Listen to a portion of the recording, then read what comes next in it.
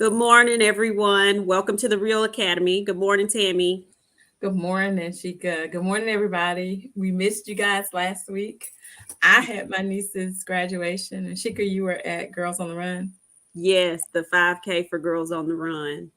So we missed you guys. Yes, we did. But we hope you enjoyed our information about our virtual events that we host around authors that we work with. And that particular one was for the book I Am Brown. We're actually going to be using that virtual event for our Juneteenth event on we're hosting it on June the 3rd here in Chester. So Oh, that'll be our contribution for the children, story time, and then the virtual event for I Am Brown. So we'll get that information out for parents to be able to get the books if they would like to follow along. But it is a great trip to Dubai that they will enjoy. But so proud of Brittany for her yeah. graduation. I am very proud of her. She finished with a 4.0. Very Ooh, excited that she did yes, very, very well. But Britt's real smart. she is very, very smart. So that is awesome. And the Girls on the Run 5K, I finished in 40 minutes. Oh, So wow. that You're gonna was be a a triathlete like that lady that was on with us. You keep it up. You're gonna be working out in those triathlon competing because that's a competition in the yes. triathlon. That is one of my goals. I'm gonna do the half marathon first, then Okay, a marathon, and then I'm gonna try for the triathlon. good for you. That is awesome. Did you see my girls there? Yes, I saw you all's girls and a few other girls from the district, so it was very well attended. Good. We were Hey, very, I was very. I was excited to go for the spring because I didn't get to go to the reindeer romp this time. Oh, But okay. it was Britt's graduation, so I didn't get to make it. But I knew that Molly and Nancy were going to do a good job with them. They always do. Well, thank you all for joining us. We are continuing our reading series, and this is leading up to our summer reading episode that several people have been asking about, so we can give you lots of resources for students and your children for the summer. This today we're going to be focusing on comprehension. And in the R.E.A.L Academy, we are making sure we're basing everything around our framework that we've developed. And the R.E.A.L acronym stands for respect, excellence, accountability, literacy, and leadership. So the framework is actually at the top of the screen there. It's the 5 super strengths to a resilient school. And right now we're in the L for literacy. We know this is important. More than 1 in 3 children who started school during the pandemic really are going to need intensive reading help. And my youngest daughter, she's one of the ones who started during the pandemic during those early years. And we're having to do some extra things to make sure that foundation that, really didn't go so well over the computer um, is being rectified and intervened with. So And it's just that whole process, and we were talking about that. We've seen lots of growth with our children at school, but one of the things that we were talking about the other day was how some of the children who are in the same grade that Bell's in, um, this is their first year in school. So you have to be patient with them. And as you said, be willing to provide those interventions to close those gaps that are there just because of what we've been going through with the pandemic. exactly. And as leaders, we have to be strategic about where we are concentrating funds and making sure that funds are being put aside to invest in interventionists and intervention resources and materials that are will be needed. Definitely.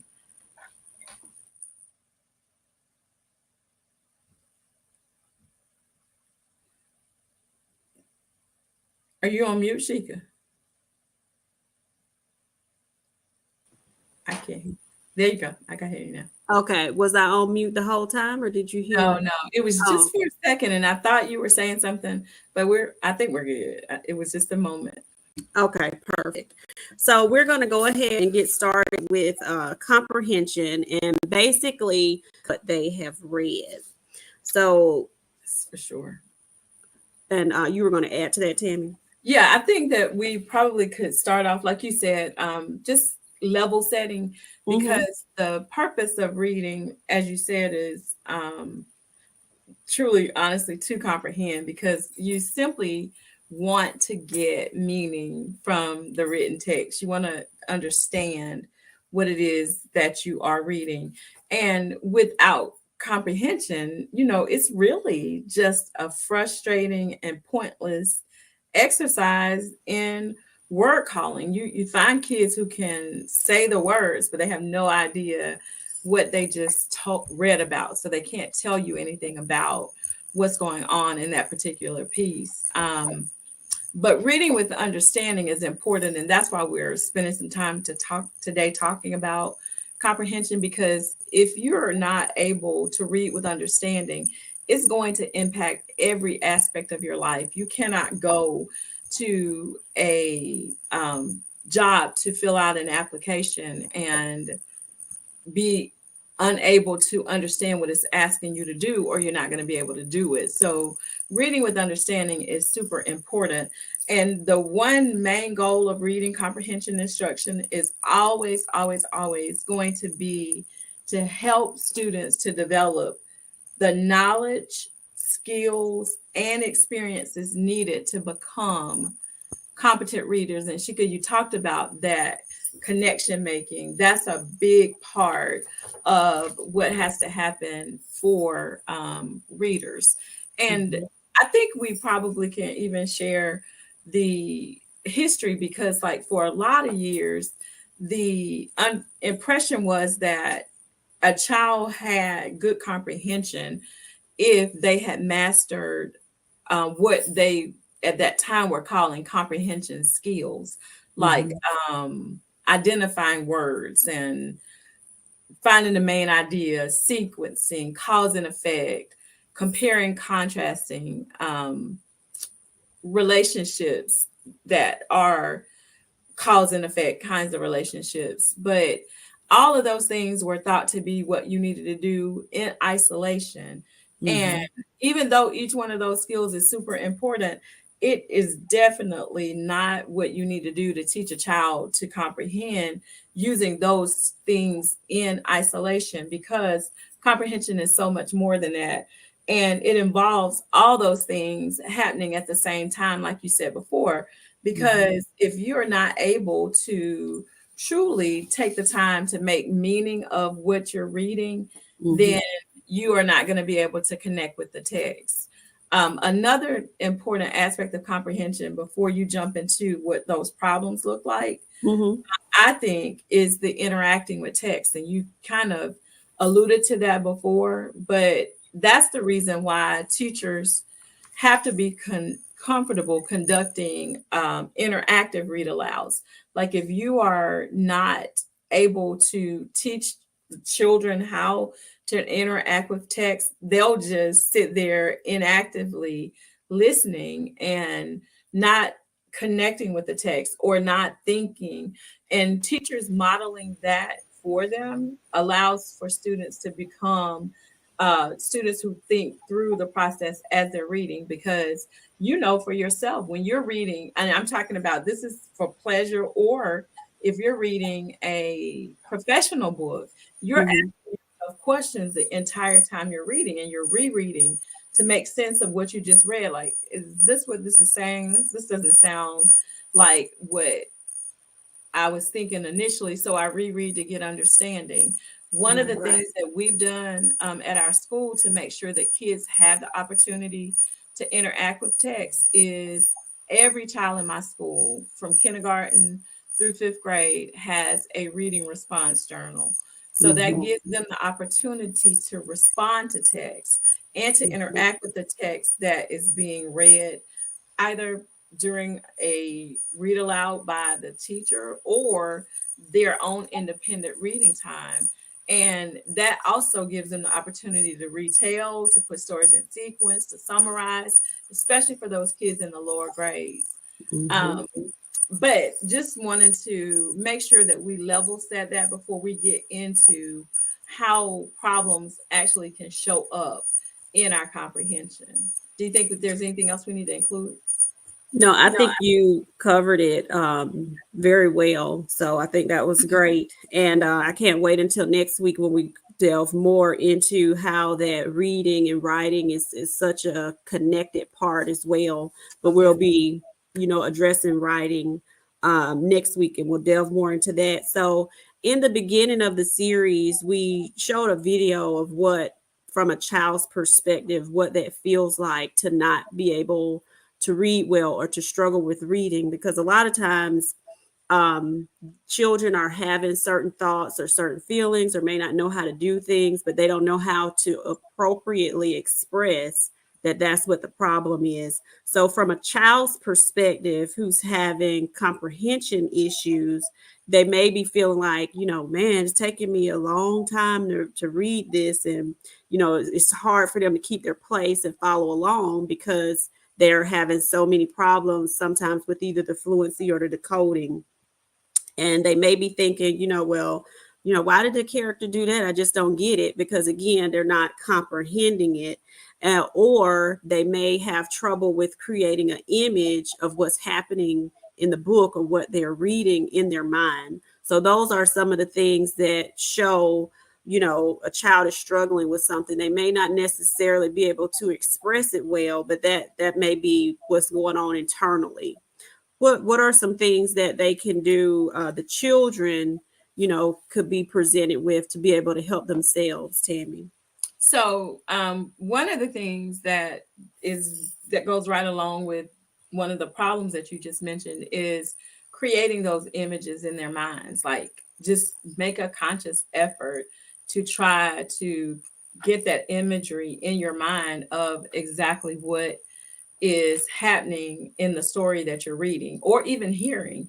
So Mm-hmm. that you're forming those mental pictures. Another thing that I think is really important is that throughout, as you are reading, ask the question to yourself: does this make sense? Like, what I Mm-hmm. read, does this make sense? And Mm-hmm. the last thing, which, there are many, many more things, but the last thing I'll say for sake of time is I think that one of the more important strategies for especially kids who kind of struggle with comprehending is to take the what you're reading in chunks, and Mm-hmm.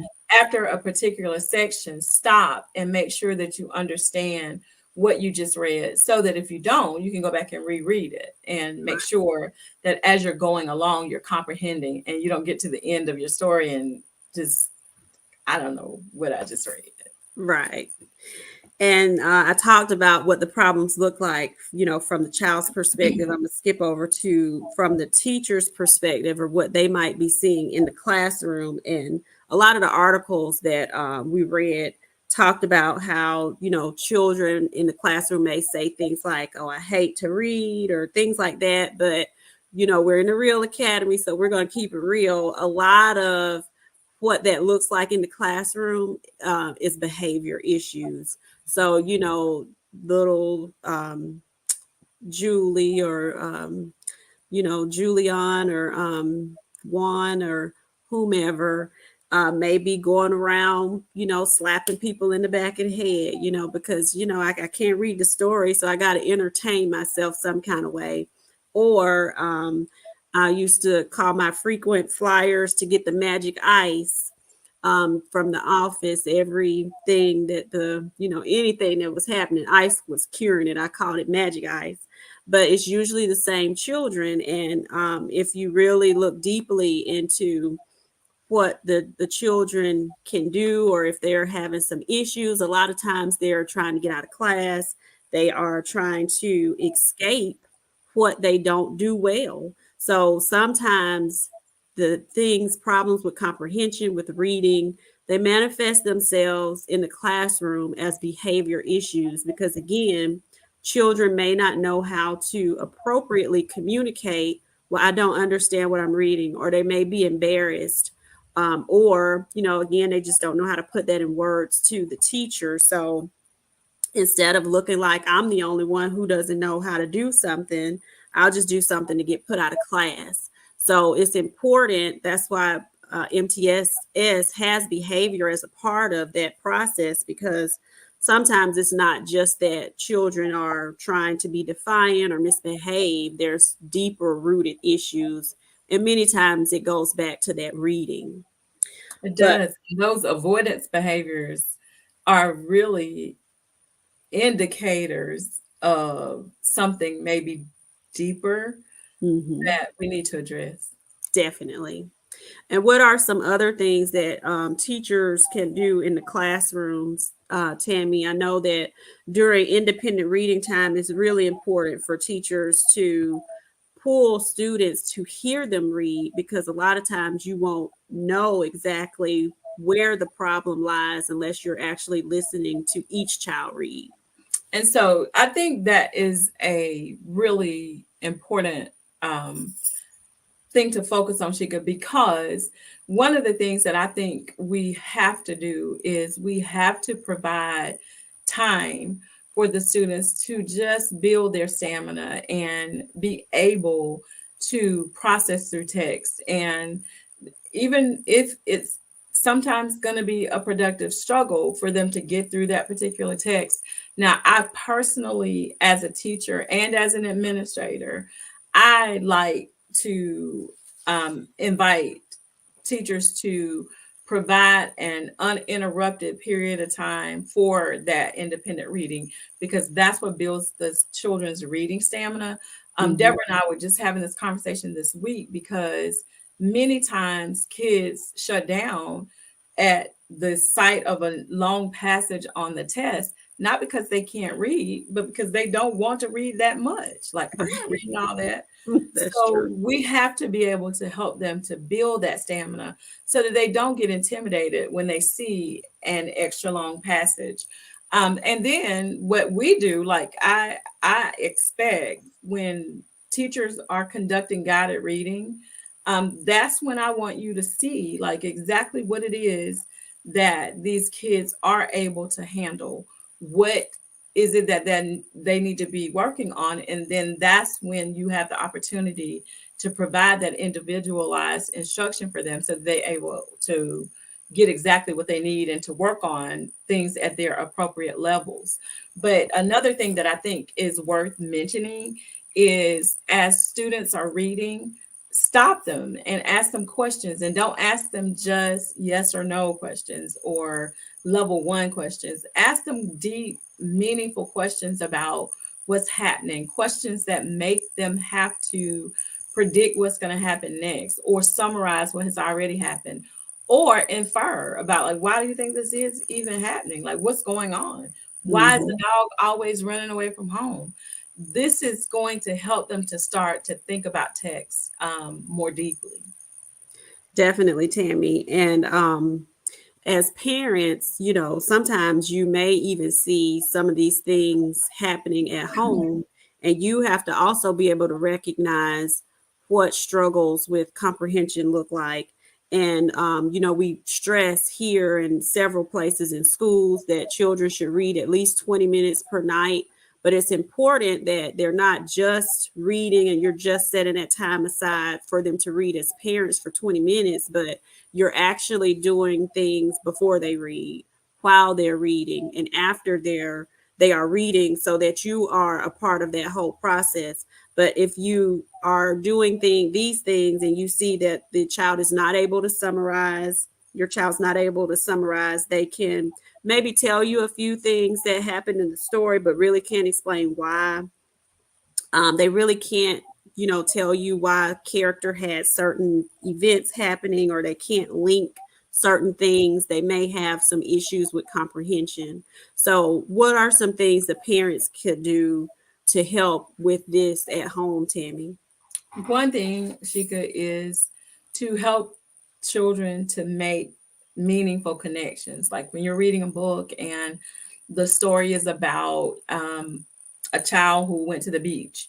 You Mhm. can help them to think about experiences that they've had that are similar, so that as they're reading, they can again mentally picture what is happening with this family while they are on this vacation trip at the beach, by just saying, remember when we went to the beach last summer? What kinds of things did we do while we were at the beach? And of course, they'll say we walked on the ocean shore, or we built a sandcastle, or whatever. We stayed at the pool, and whatever those things are, use those to help you to make meaning with your child. Another thing, and this is something that we have been stressing since we started the a collaborative, especially for parents, when you are reading with your child at home, make sure that your child is able to support the when you ask them what the story is about, make sure they're able to provide you evidence from the passage to Mhm. support what they're telling you the story is about, because that's going to come in handy when they have to support their answers with evidence, and that helps them to be able to go back into the passage and find that evidence that they need to support the answers that they're given. Thank you, Tammy. Thank you all for joining us. We hope that you join us next week. We're going to be talking about writing and how reading and writing are very much connected and very much, needed to be connected and not done in isolation as well. And also, thank you for, we're part two of the Fantastic Four. Principal Hurt wasn't on this morning. So he may be on tomorrow. He'll announce that on his page, but make sure you follow us over to Principal Kafele's page, where he will be conducting an interview this morning. And we always, have a good time with Principal Kafele, and it's great information that is always provided through the virtual AP Leadership Academy. So thank you all for joining us. We'll be back with you next Saturday at 10:30, and enjoy the rest of your weekend. Thanks, Thank guys. you.